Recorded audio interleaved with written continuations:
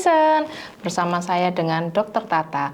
Kembali lagi di channel kita Tanya Tata. Netizen bertanya, Dokter Tata menjawab. Dok. Piye. Mau tanya, Dok. Piye. Ini loh, aku baca di artikel-artikel itu loh, diabetes itu loh, Dok. Itu kok ada macam-macam gitu ya, Dok. Ada yang tipe 1, ada yang tipe 2, ada diabetes mellitus, ada yang diabetes kering, ada diabetes basah, kok jadi banyak gitu, bingung, Dok. Itu gimana ya, Dok? Jadi kita sih kalau misalnya pengen tahu ya, diabetes itu ada beberapa. Yang paling sering diabetes tipe 1, diabetes tipe 2, diabetes pada kehamilan atau gestasional, terus diabetes lain-lain ya kayak diabetes yang basah, kering. Sebenarnya itu bukan mengacu pada gimananya, cuman kayak misalnya pada basah itu ada luka yang terbuka pada kaki, pada tangan, karena disebabkan karena diabetes. Kalau diabetes tipe 2 dan 1 itu perbedaannya biasanya, kalau diabetes tipe 1 itu karena pankreas benar-benar sudah tidak bisa produksi lagi insulin. Biasanya pada anak-anak ditemukan pada usia anak remaja, makanya kok cilik-cilik kok wes diabetes. Nah itu karena memang sudah ada permasalahan di pankreasnya. Tapi kalau diabetes tipe 2 lebih banyak ke orang tua, karena biasanya karena lifestyle. Kalau gestasional memang karena ada kehamilan-kehamilan tertentu yang bisa meningkatkan diabetes. Intinya sih gitu. Oh, gitu. Ya, jadi ternyata enggak se-complicated itu ya, Dok ya. Bisa Oke. dinalar lah, intinya tuh gitu. Oke.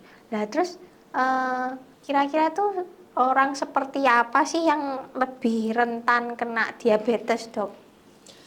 Banyak sih ya, yang paling penting itu obesitas, pernah punya riwayat sakit jantung, usianya lebih 45 tahun untuk diabetes tipe 2. Lalu juga yang paling penting gaya hidup. Lah kalau setiap hari makananmu mengandung yang manis, terus habis itu karbohidrat tinggi, ya otomatis kamu akan gampang untuk terkena diabetes dibandingkan orang yang menjaga lifestyle atau orang yang gaya hidupnya males, tidak mau olahraga, terus asupan manisnya banyak, ya otomatis ya tinggal tunggu waktu aja dia kena diabetes gitu. Wah, ya serem ya, Dok ya. Terus itu aku lihat teman-temanku itu ya, yang kena diabetes tuh kok lebih banyak yang laki daripada yang perempuan ya, Dok? Sebenarnya itu juga bisa dijelaskan karena gini, laki-laki itu punya resiko resisten terhadap insulin lebih tinggi dibandingkan perempuan, dan juga biasanya laki-laki itu yang mempunyai hormon testosteron yang rendah itu lebih gampang kena diabetes dibandingin perempuan, dan juga gaya hidupnya laki-laki biasanya jauh lebih nggak sehat dibandingin perempuan. Contoh kayak merokok, terus habis itu minum minuman alkohol, begadang, itu kan juga sering dilakukan pada pria dibandingin Iya, wanita. betul, Dok. Ngopi gitu ya. Ngopi gitu. Kalau kita kan sibuknya sibuk ngemong, sibuk beres-beres gini. Jadi juga lebih banyak mungkin kayak perempuan itu lebih sehat lifestyle-nya dibandingin yang laki-laki gitu. Kan jarang juga lah ya kalau perempuan kayak gaya hidupnya merokok atau minum minuman, kan jarang, lebih banyak pada pria Iya. gitu. Oh, soalnya tadi dokter ada ngomong apa, kalau kadar testosteronnya rendah itu lebih gampang kena diabetes. Nah, kalau perempuan kan testosteronnya juga rendah, Dok. Bener enggak ya? Ya sebenarnya sih gini sih, kita itu wanita itu diciptain Tuhan itu dengan segala keunikannya. Dengan kenapa kalau misalnya, Dok, kenapa sih kalau cewek itu biasanya kena diabetesnya setelah menopause? Karena kita berkurang semua hormonnya. Tapi kalau kita selagi belum menopause, hormon testosteron, estrogen semuanya masih terproduksi, ya makanya apa ya, Tuhan tuh adil. Kalau kita itu sudah kerjanya keras, wes janganlah dikasih diabetes yang laki-laki aja. Cuman kita kan juga harus waspada sama kanker-kanker ya. Kita kan kanker serviks, kanker rahim, kanker payudara. Nah, itu juga lebih rentan ke perempuan. Iya, Cuman iya. karena kita terlindungi dari hormon-hormon, karena kita akan produksi hormon-hormon terus selama kita belum menopause. Oh gitu, iya ya, siap dok. Nah terus ini ya buat para bapak-bapak itu loh, berarti hindari makanan apa ya dok biar apa lebih nggak Lebih kena nggak kena resiko. gitu ya. Jadi saya bilang gini sih, salah satunya adalah hindari karbohidrat yang tinggi. Loh, berarti nggak boleh makan nasi? Boleh, tapi kan bisa diganti atau porsinya dikurangi. Jadi kalau misalnya biasanya nasi putih bisa diganti nasi merah atau nasi hitam nih, kan lagi booming nih nasi hitam. Atau kalau Ya. nggak seneng, nggak enak rasanya, boleh nasi putih tapi dikurangi porsinya sebertambahnya usia laki-laki. Terus juga mengurangi makanan-makanan manis.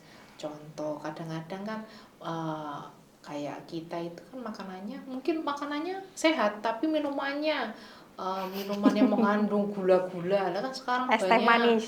es teh manis boba ya, Ya.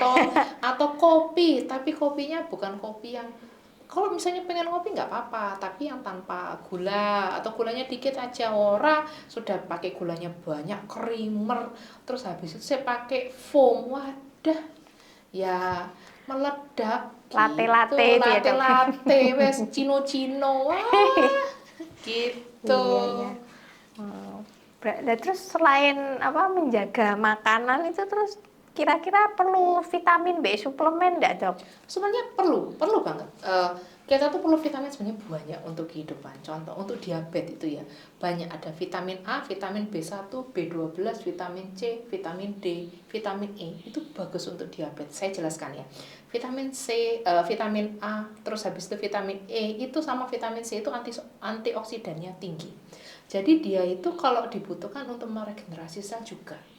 Ya. Untuk menghindari stres oksidatif, namanya stres oksidatif. Jadi karena dia antioksidannya tinggi, jadi sel-sel tuh gampang regenerasi gitu. Jadi kayak misalnya yang gampang luka apa ya, butuhnya ya yang makanan mengandung oksidatif atau suplemen yang mengandung oksidatif tinggi gitu. Terus yang kedua, vitamin apa lagi? Vitamin kayak B1, B2 atau vitamin B kompleks itu penting juga. Karena kalau B1 itu pengantaran sistem saraf ya. Kadang-kadang kalau orang diabetes itu biasanya jumlah vitamin B1 sama B12 di dalam badannya itu turun. Makanya kita perlu suplemen tambahan. Terus yang paling penting nih vitamin D. Vitamin D itu memang dia vitamin yang membantu pankreas juga untuk resistensi insulin. Penting banget. Lah, kan nggak mungkin ya kita minum vitamin sejumlah A, B, C, D, E sendiri.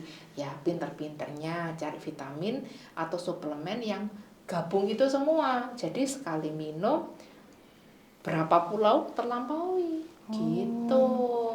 Iya iya, soalnya makan aja banyak, tapi kalau minum kapsul sak gegem itu ya Nggak lumayan. nambah. Jadi nyari suplemen yang kalau bisa ada vitamin A-nya, vitamin B-nya, vitamin C-nya, vitamin D-nya komplit. Dan kalau bisa nyari vitamin suplemen, kok banyak yang nggak suka toh.